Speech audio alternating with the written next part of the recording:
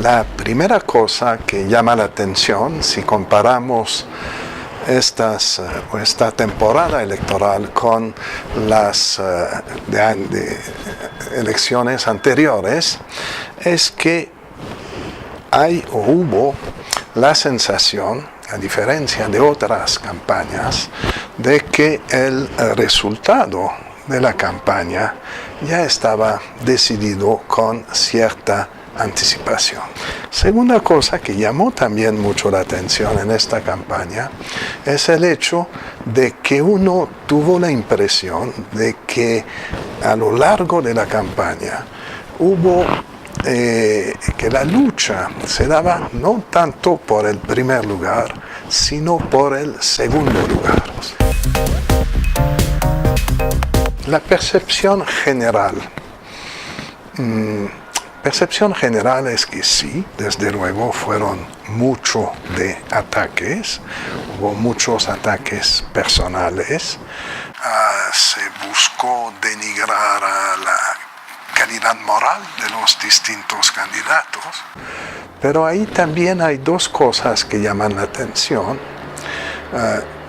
Cuando uno pensaba al inicio de la campaña en ataques personales, en campañas negativas, muchos lo pensaban como algo que iba a crear una situación de polarización entre el candidato que ocupaba el primer lugar en las encuestas y el conjunto de los demás candidatos. La primera cosa que llama la atención es que si bien hubo de esas campañas no funcionaron. Y ahí el efecto fue, de cierta manera, disminuir su capacidad, se anularon mutuamente, disminuyeron su capacidad de reducir, que uno de los dos pudiera reducir la brecha que los separaba del candidato que ocupa el primer lugar en las encuestas. Fueron 3 formatos distintos. Mi impresión es que el debate o el formato que fue el más eficiente fue el primero. Bueno, en el segundo, esa participación de la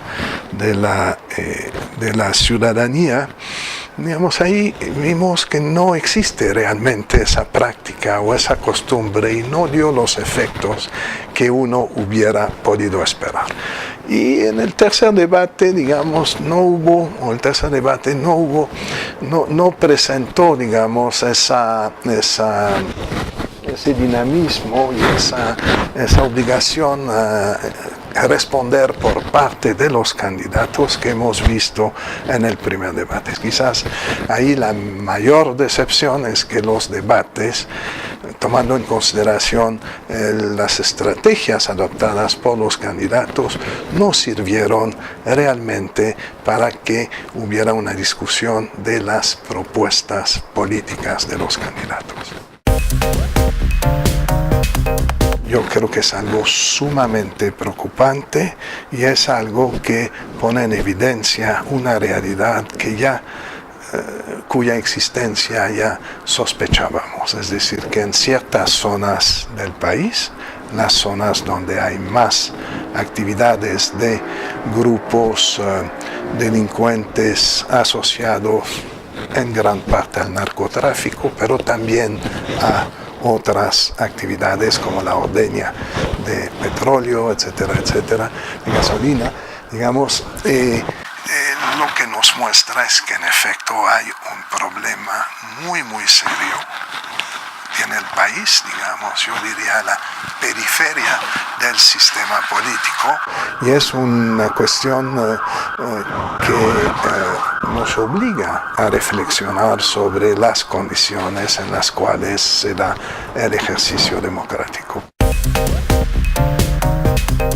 Pero lo que sí hay, y que hemos visto en otros países, tanto, digamos, países donde hay una democracia consolidada, como en países en que la democracia está más frágil, en proceso de consolidación, es que lo que estamos observando aquí como se vio en Europa, como se vio en Estados Unidos, como se ve en otros países, es una crítica muy dura frente a la democracia liberal representativa tradicional, que se organiza en torno a partidos políticos establecidos.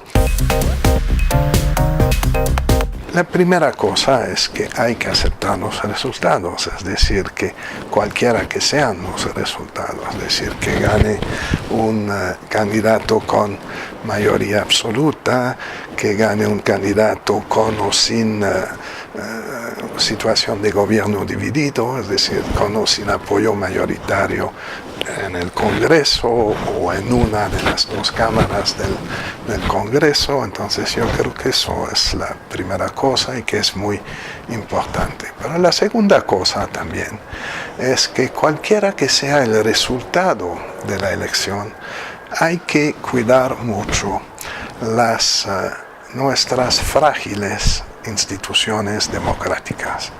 Ojalá que la situación post 1 de julio permita también la consolidación de nuestras instituciones democráticas.